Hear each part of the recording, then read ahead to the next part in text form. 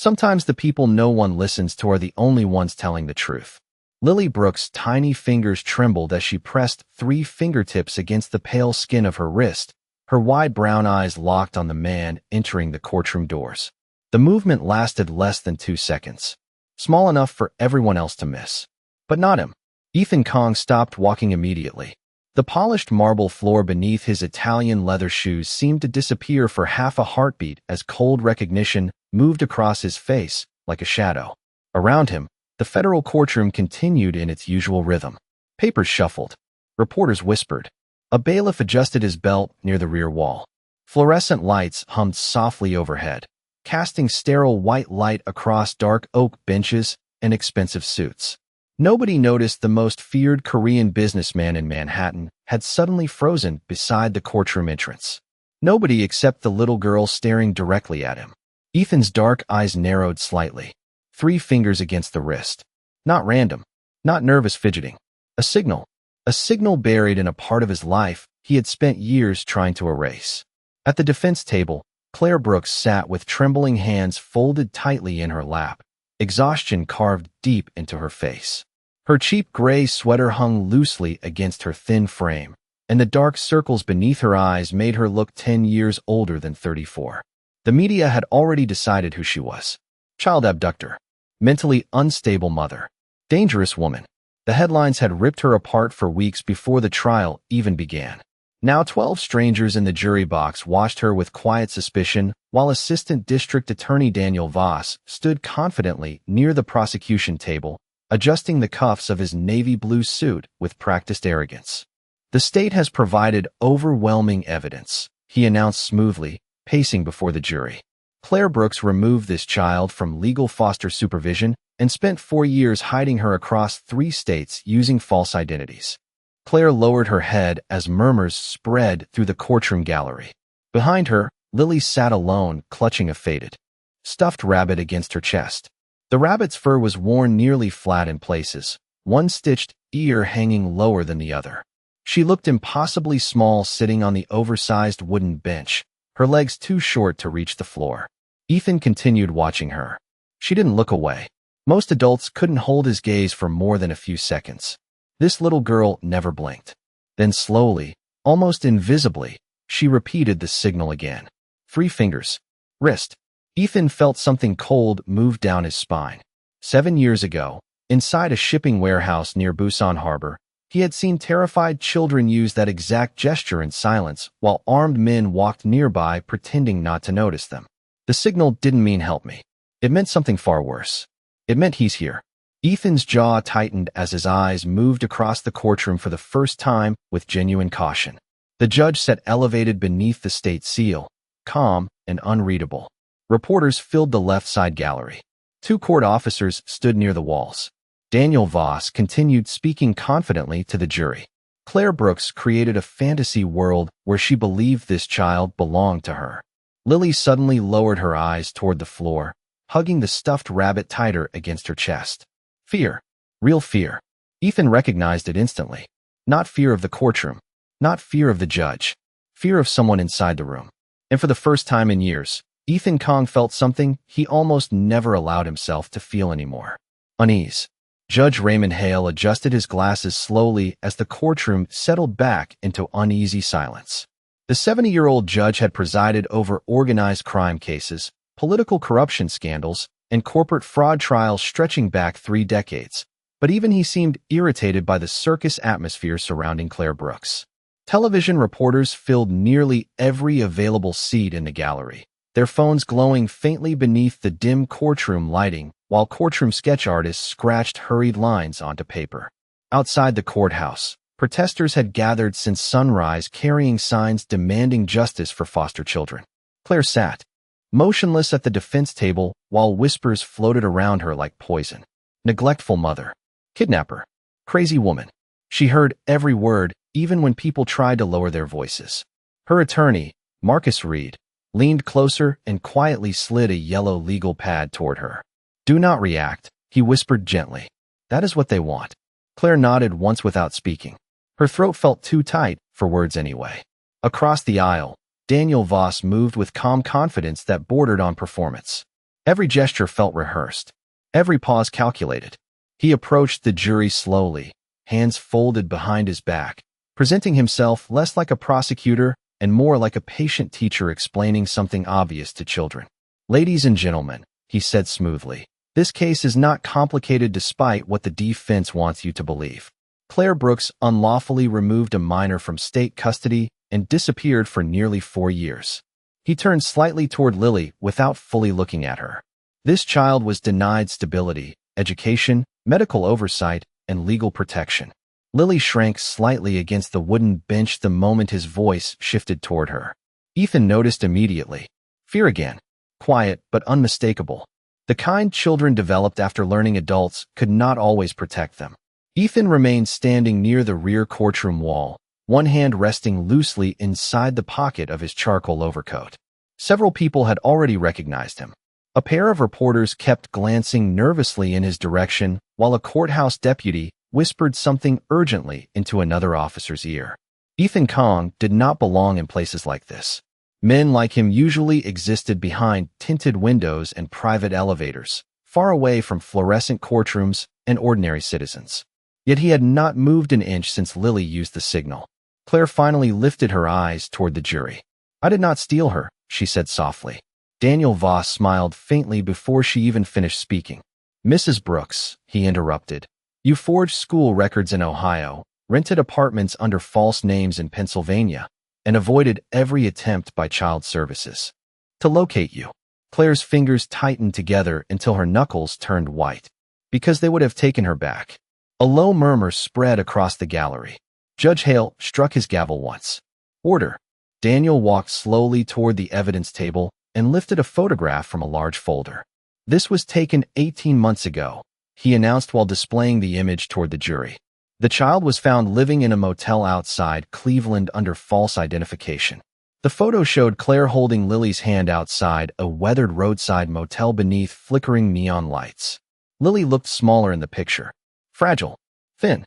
The courtroom interpreted the image as proof of instability. Ethan saw something else entirely. Survival. Lily suddenly lowered her head as Daniel approached closer to the jury box. Her tiny fingers gripped the stuffed rabbit tighter and tighter until the fabric bunched in her hands. Then Ethan noticed it. Daniel Voss wore a silver cufflink engraved with a tiny symbol almost invisible beneath the courtroom lights. A circle. 3 small stars inside it. Ethan's expression darkened immediately. 7 years ago, he had seen that same mark stamped onto shipping manifests recovered from Busan Harbor. The documents belonged to a trafficking organization that had vanished before authorities could identify its American partners. Ethan slowly removed his hand from his coat pocket. Across the courtroom, Lily looked directly at him again. And this time, she looked terrified. The silver cufflink caught the courtroom light for less than a second, but that was all Ethan Kong needed. His expression hardened almost imperceptibly as memories he had buried years ago surfaced with brutal clarity. Busan Harbor. Rain falling against rusted shipping containers. Children sitting silently on cold concrete floors while frightened adults pretended everything was normal. And always the same symbol hidden somewhere nearby. 3 stars inside a circle. A mark small enough to escape ordinary attention and powerful enough to make entire investigations disappear overnight. Ethan slowly shifted his gaze back toward Daniel Voss. The prosecutor continued speaking, confidently before the jury, unaware that one tiny piece of silver had just changed the atmosphere inside the courtroom completely. Claire Brooks deliberately isolated this child from lawful oversight, Daniel stated while pacing carefully across the polished floor. No stable home, no medical records, no legitimate schooling. The defendant created an environment built entirely on deception. Ethan barely listened anymore. His attention remained fixed on Lily. The child had gone completely still now, almost unnaturally still, like someone trying to avoid being noticed by danger.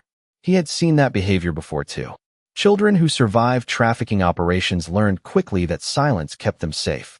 Loud children got punished. Curious children disappeared. Invisible children survived. A quiet breath escaped Ethan as another memory returned without warning. 7 years earlier, he had entered an abandoned warehouse near the harbor after receiving anonymous information from one of his informants. Authorities never officially connected him to what happened there afterward, and Ethan preferred it that way. But he still remembered the little girl sitting beneath a flickering fluorescent light, clutching a torn stuffed rabbit against her chest. She had not spoken a single word for nearly 6 hours. Then right before paramedics arrived, she had raised 3 fingers to her wrist exactly the way Lily just had. Ethan had asked one of the social workers what it meant. The woman's face had gone pale immediately. "It is how they identify dangerous handlers around children," she whispered back then. "The children are taught never to say names out loud." Ethan returned to the present as Judge Hale adjusted papers near the bench. The judge looked exhausted already.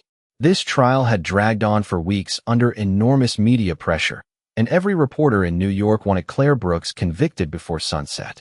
Headlines sold better when frightened women looked guilty. Claire herself looked seconds away from breaking apart completely. Her attorney placed a reassuring hand near her elbow, but she barely seemed to notice anymore. Her eyes stayed fixed on Lily with quiet desperation. Daniel suddenly approached the jury box, holding another folder thick with documents. "The prosecution would also like to note," he announced confidently, "that the defendant repeatedly refused psychological evaluations requested by Child Services." Claire immediately shook her head, because they ignored what Lily told them. Daniel smiled patiently, almost sympathetically. "Mrs. Brooks, the child never reported abuse." Claire's voice cracked, because she was terrified. Several jurors exchanged uncertain glances for the first time all morning. Daniel noticed it too. His polished confidence tightened slightly around the edges. "Terrified of what exactly?" he asked carefully. Claire opened her mouth, but stopped herself immediately. Fear flashed across her face. Real fear. Ethan noticed Daniel watching her very closely now, almost warning her silently not to continue. Then Lily suddenly looked up from the bench behind her mother. Her small hands trembled around the stuffed rabbit as she stared directly at Daniel Voss. Not confusion, not anxiety, recognition. Ethan felt cold certainty settle heavily into his chest. Lily was not afraid of the courtroom. She was afraid of the prosecutor standing inside it. And somewhere beneath the fluorescent lights and polished wood and carefully rehearsed legal arguments, the truth had just begun pulling itself to the surface. Rain began tapping softly against the courthouse windows as the afternoon sky over Manhattan darkened into heavy gray clouds. Inside Courtroom 14B, the air felt colder now, tighter somehow, as if everyone could sense something shifting beneath the surface even if they did not yet understand what it was. Daniel Voss returned calmly to the prosecution table and opened another folder with deliberate precision, but Ethan noticed the slight stiffness in his movements. Tiny details. A controlled inhale. Fingers adjusting papers too carefully. The polished confidence was still there, but something underneath it had changed. Pressure. Ethan had spent most of his life studying powerful men pretending not to panic. Daniel cleared his throat and faced the jury once more. The state would like to call its final witness before closing arguments. His voice remained smooth, though the warmth had disappeared from it entirely. Claire Brooks lowered her face into trembling hands for a brief moment before forcing herself upright again. She looked exhausted beyond words now, the kind of exhaustion that settled into people after years of fighting battles nobody else could see. Marcus Reed leaned toward her carefully. "We still have a chance," he whispered. Claire barely nodded. Her eyes never left Lily. The little girl sat motionless behind her, tiny sneakers dangling inches above the floor, while she held the stuffed rabbit tightly against her chest. Ethan noticed her breathing becoming quicker each time Daniel spoke. Not panic yet. Anticipation. Like someone waiting for something terrible to happen. Across the courtroom, reporters continued typing rapidly into glowing phone screens while courthouse spectators whispered among themselves. Some stared openly at Ethan Kong now. A woman near the back quietly murmured his name to another spectator, and suddenly more heads turned. The infamous Korean businessman, standing silently near the rear wall, had become almost as distracting as the trial itself. Ethan ignored all of them. His attention stayed fixed entirely on Lily and Daniel. Judge Hale adjusted his glasses again and glanced toward the clock mounted above the courtroom doors. "Proceed, Mr. Voss." Daniel nodded politely. "The prosecution calls Detective Alan Mercer." A tall man in a dark suit stepped forward and raised his right hand for the oath. Ethan recognized him immediately too. Former vice investigator. Clean reputation. reliable testimony. But as Detective Mercer settled into the witness chair, Ethan noticed Lily suddenly grip the stuffed rabbit so tightly the stitching near one ear strained visibly. Her shoulders curled inward. She looked smaller somehow. Ethan slowly followed her line of sight. Not the detective. Daniel. The child was watching Daniel every second now. Detective Mercer began describing the investigation into Claire Brooks with calm professionalism. Apartment records, surveillance footage, interstate warrants, foster care reports. Each piece sounded reasonable on its own. Organized, careful, convincing. That was what made it dangerous. Ethan had seen innocent people buried beneath clean paperwork before. Sometimes lies looked most believable when written in official language. During your investigation, Daniel asked smoothly, did the defendant ever claim the child was in immediate danger? Repeatedly, Mercer answered. Did she provide evidence supporting those claims? No, sir. Daniel turned slowly toward the jury. Instead, she created increasingly irrational accusations against state agencies and unnamed individuals. Claire suddenly stood halfway from her chair. Because nobody listened. Her voice cracked through the courtroom with raw desperation. Judge Hale struck his gavel once. Mrs. Brooks, sit down immediately. Claire obeyed slowly, tears shining in her eyes now. They never listened, she whispered weakly. Daniel looked toward the jury with practiced sympathy. Trauma can create paranoia, ladies and gentlemen. Ethan's eyes darkened instantly. Trauma. The word echoed strangely in the room. Because the only truly traumatized person in the courtroom was the little girl trembling silently behind Claire Brooks. Then Lily looked directly at Ethan once again. Slowly, carefully, she lifted one shaking hand away from the stuffed rabbit. 3 fingers touched her wrist. This time she did not look afraid. She looked warningly certain. And when Ethan shifted his gaze back toward Daniel Voss, he noticed something that made his blood run cold. The prosecutor was watching Lily too. The silence inside Courtroom 14B thickened so heavily it almost felt physical. Rain streaked down the tall courthouse windows now, muting the city outside into blurred gray shadows, while fluorescent lights reflected sharply across polished oak and marble floors. Detective Mercer continued speaking from the witness stand, listing timelines and reports in a steady monotone, but fewer people seemed focused on his testimony anymore. Something invisible had shifted in the room. People felt it without understanding why. Ethan Kong slowly stepped away from the rear courtroom wall for the first time since entering. The movement was small, controlled, but it instantly drew attention. 2 courthouse deputies exchanged uneasy glances. A reporter near the aisle lowered her phone halfway, suddenly more interested in Ethan than the trial itself.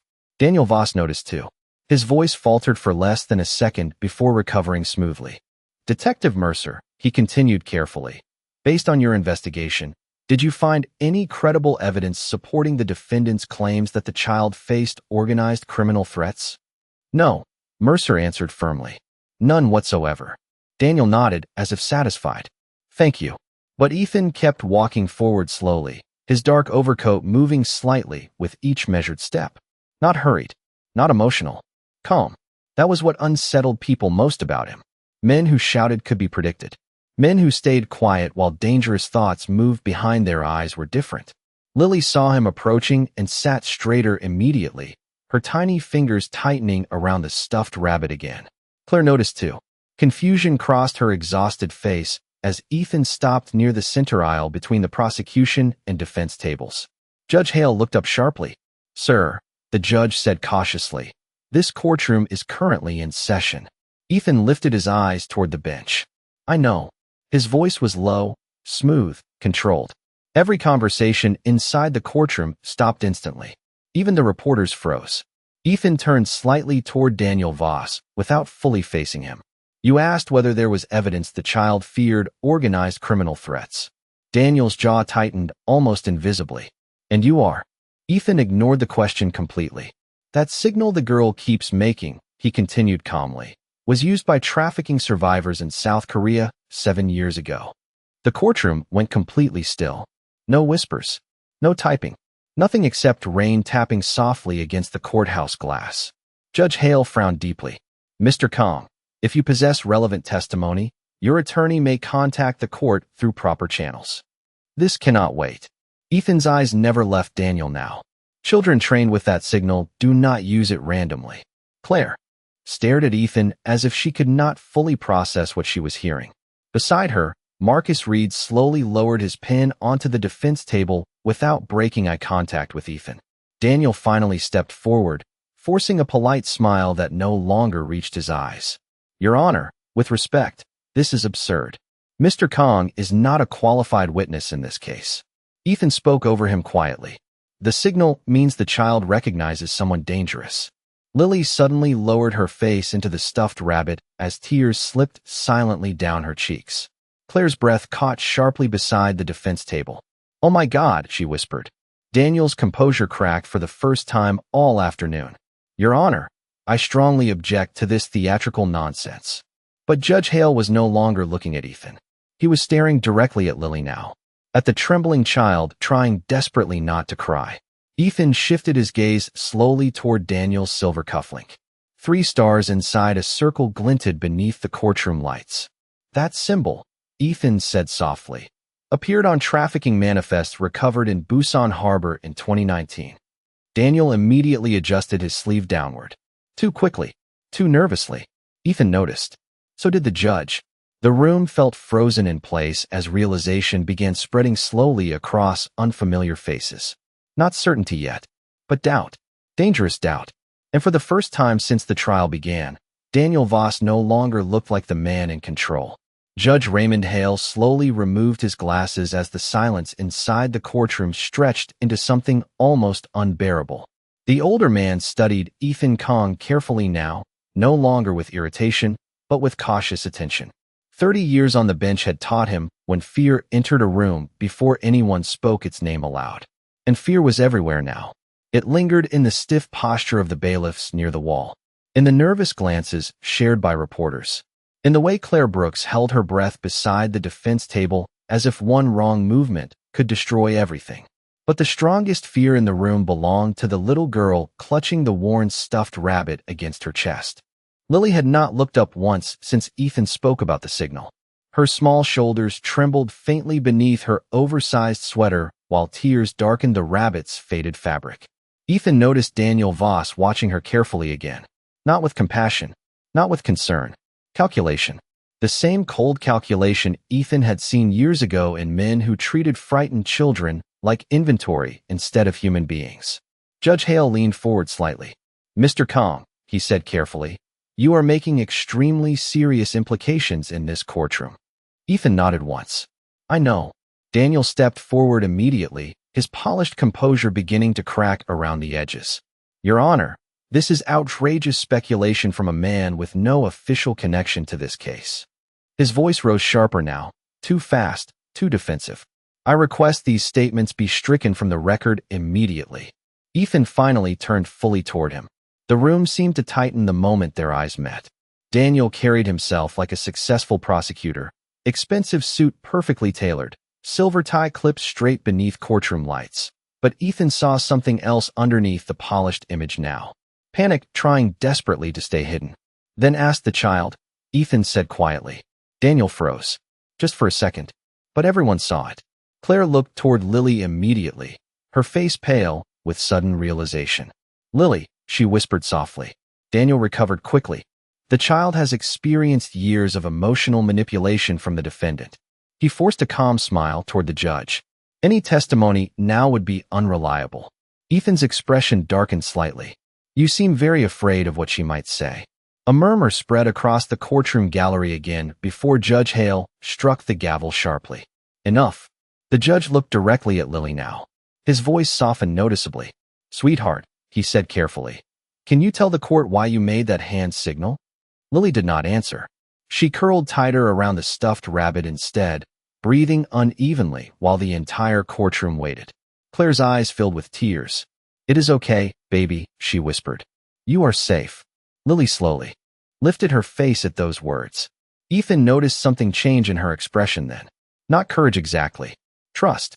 Fragile trust built slowly over years beside the woman everyone in this courtroom had called a criminal. Lily's eyes moved carefully across the room until they stopped on Daniel Voss. The prosecutor immediately stiffened. Lily, Judge Hale said gently, You do not have to be afraid here. The little girl swallowed hard. Then finally, in a tiny trembling voice barely louder than the rain against the courthouse windows, she spoke. That signal means bad people are near children. Nobody moved. Nobody even breathed loudly. Daniel's face drained of color almost instantly. Lily tightened her grip on the rabbit again as tears slipped down her cheeks. The men before, she whispered shakily. They wore that star too. Her small finger slowly lifted away from the stuffed rabbit. And then, in complete silence, Lily pointed directly at Daniel Voss. The courtroom froze. For one endless second, nobody inside courtroom 14 be moved at all. Lily's tiny trembling finger remained pointed directly at Daniel Voss, while rain pressed harder against the courthouse windows outside, the sound soft but relentless beneath the suffocating silence. Daniel stared at the child as if he could force her to take the accusation back simply by looking at her hard enough. But Lily did not lower her hand. Her small face was pale with fear, tears sliding silently down her cheeks while she clutched the stuffed rabbit tightly against her chest with her other arm.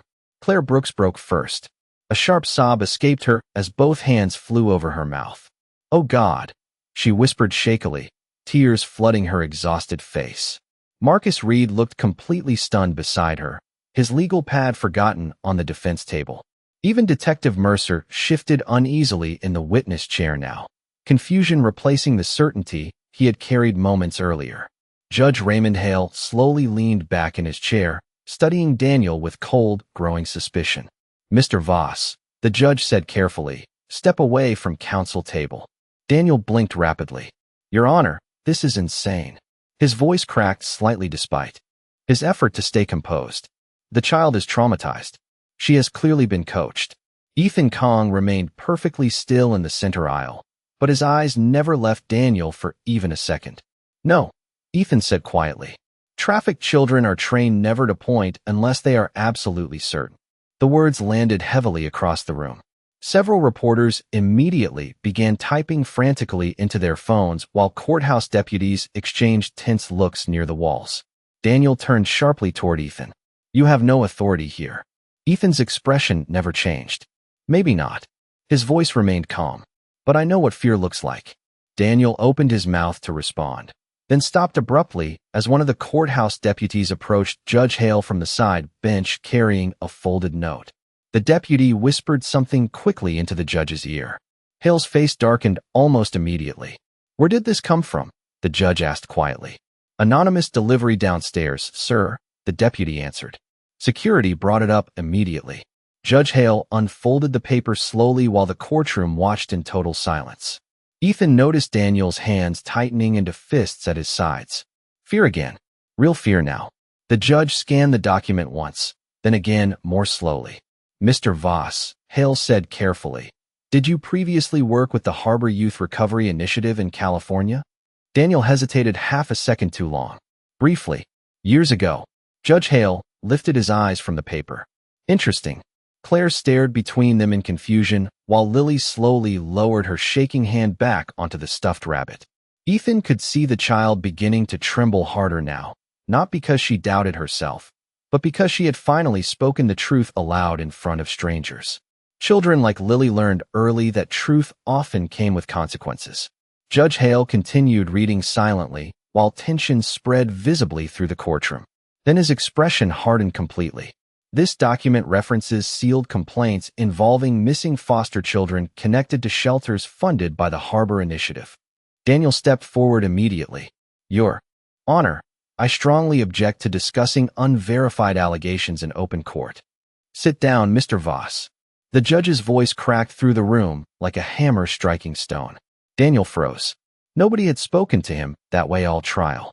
Ethan noticed a faint sheen of sweat appearing near the prosecutor's collar, now despite the cold courtroom air. Judge Hale removed his glasses slowly again.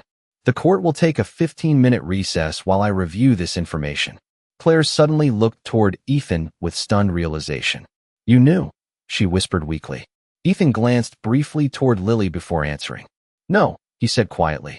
"She did." And across the courtroom, Daniel Voss no longer looked like a prosecutor preparing to win a case.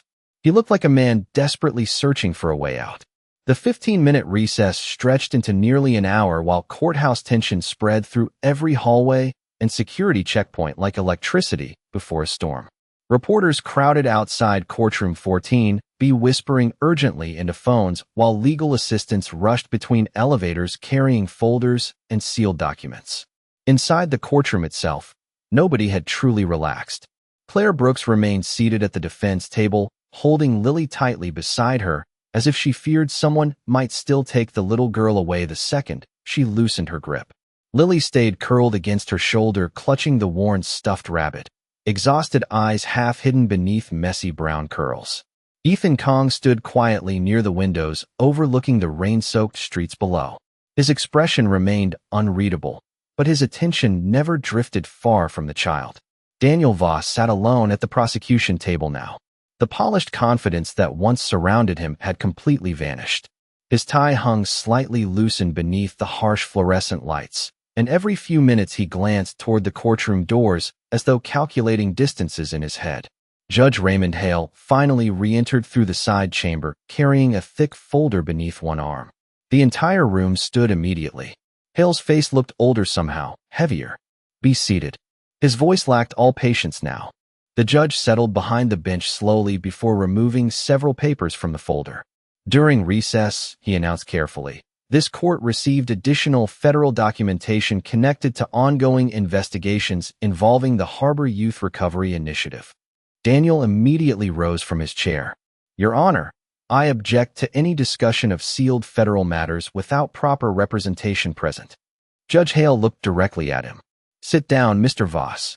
Daniel remained standing another second too long before lowering himself stiffly back into his seat. The judge continued. "The court has also confirmed that multiple complaints involving missing foster minors were previously filed against shelters connected to this organization." Murmurs exploded across the courtroom gallery before the gavel slammed sharply down again. Claire stared ahead in stunned disbelief while Marcus Reed slowly rubbed both hands across his face as though trying to wake himself from a dream. Ethan noticed Lily watching Daniel carefully again. The little girl no longer looked confused now, only tired, like a child who had spent too many years carrying secrets adults refused to hear. Judge Hale adjusted the papers once more. Additionally, he continued heavily, the court has been informed that Assistant District Attorney Daniel Voss failed to disclose prior consulting work tied to the Harbor Initiative during this prosecution. Daniel stood again instantly. That work was temporary and fully legal. His voice sounded sharper now, almost desperate. This entire proceeding is becoming contaminated by conspiracy theories. Ethan finally spoke from near the windows. Then why hide the connection? Daniel turned toward him with visible anger flashing across his face. "You have no right inserting yourself into this." Ethan's expression never changed. "Maybe." His voice stayed calm. "But children usually know who scares them." Lily lowered her eyes immediately after hearing that. Claire kissed the top of her daughter's head softly, while tears rolled silently down her cheeks. Then suddenly the courtroom doors opened again. 2 federal agents entered quietly beside a gray-haired woman, carrying a leather case against her chest. Ethan recognized her instantly. Dr. Evelyn Mercer, former child trauma specialist from Busan Harbor. The woman who helped identify trafficking survivor signals years ago. Daniel's face lost all remaining color the moment he saw her. Judge Hale noticed too. "Dr. Mercer," the judge said carefully, "can you confirm whether the signal demonstrated in this courtroom has documented meaning among trafficking survivors?" The older woman looked toward Lily with heartbreaking gentleness before answering. "Yes." Her voice echoed softly through the silent room. Children were trained to use that gesture when identifying adults connected to trafficking operations around minors. Complete silence followed her words. Not confusion anymore. Not speculation. Understanding. Daniel slowly stepped backward from the prosecution table. One courthouse deputy immediately shifted position near the aisle. Another moved closer to the courtroom doors. Ethan noticed every movement without turning his head. Daniel noticed them too. And for the first time since this trial began, the prosecutor looked completely alone. The rain had finally stopped by the time Judge Raymond Hale returned to the bench for the last time that evening. Outside the courthouse windows, Manhattan glowed beneath wet streets and blurred city lights, while reporters crowded the building entrance waiting for answers that only hours earlier had seemed impossible. Inside Courtroom 14B, exhaustion hung over everyone like smoke after a fire. Claire Brooks sat with Lily asleep against her shoulder now, the little girl's tiny hand still wrapped tightly around the faded stuffed rabbit, as if she was afraid even sleep might take it away. Ethan Kong remained near the side aisle in complete silence, his dark overcoat draped neatly over one arm, while courthouse deputies stood posted near every exit. Daniel Voss no longer occupied the prosecution table. Shortly after Dr. Evelyn Mercer confirmed the trafficking signal before the court, federal investigators quietly escorted him from the room for questioning connected to sealed federal inquiries. Nobody spoke during his departure. The silence had said enough. Judge Hale looked down at the courtroom slowly before speaking. This court has reviewed the newly submitted evidence and testimony presented during today's proceedings. His voice sounded heavy with something deeper than fatigue. Regret. Based on the serious concerns now raised regarding prosecutorial conduct and child safety failures connected to this case, all charges against Claire Brooks are dismissed effective immediately pending federal review. Claire closed her eyes instantly as tears rolled freely down her face. For several seconds, she could not breathe properly. Marcus Reed placed a steady hand against her shoulder while reporters throughout the gallery exploded into frantic movement, phones lighting up across the room as news alerts spread through the city in real time. But Claire barely noticed any of it. She only held Lily tighter against her chest. Judge Hale removed his glasses slowly. This court would also like to acknowledge, he continued carefully, that Claire Brooks appears to have acted for years under the belief she was protecting this child from legitimate danger. His eyes shifted briefly toward Lily. And based on what this court has now learned, that fear may have been justified. Ethan lowered his gaze quietly at those words. Around the courtroom, people who had spent weeks condemning Claire Brooks suddenly avoided looking directly at her. The same spectators who once whispered words like unstable and criminal now sat in complete silence, while the exhausted woman they mocked held the frightened little girl she never stopped protecting. Claire finally looked toward Ethan through tear-filled eyes. "Thank you," she whispered weakly. Ethan said nothing at first. He simply looked toward Lily sleeping safely against her mother's shoulder beneath the cold courtroom lights. Then quietly he answered, "She saved herself." Judge Hale struck the gavel one final time. Court is adjourned. The sharp sound echoed softly across polished wood and marble before fading into silence. People slowly began filing toward the exits, reporters rushing outside, while federal agents continued speaking quietly near the rear courtroom doors. But Ethan remained where he was. A few moments later, Claire carefully approached him with Lily still half asleep in her arms. Up close, Ethan could see how exhausted she truly looked. Years of fear had carved themselves into every line beneath her eyes. Lily stirred slightly against her mother's shoulder before blinking sleepily toward Ethan. For a second, neither of them spoke. Then in a tiny, uncertain voice she asked, "Are the bad people gone now?" The question settled heavily between them. Ethan glanced briefly toward the empty prosecution table, then toward the courthouse doors where investigators still moved through the hallway outside. Men like him understood better than anyone that darkness rarely disappeared completely from the world. But he also knew something else now. Sometimes the people everyone overlooked carried enough courage to expose it anyway. Ethan looked back at Lily carefully. "The ones near you are." Lily studied him quietly for another moment before slowly resting her head back against Claire's shoulder. Ethan watched them walk toward the courtroom exit together beneath the dim evening lights. A tired mother, a frightened little girl, both finally free. And that night, inside a courtroom built for judgment, the smallest voice had been the one that changed everything.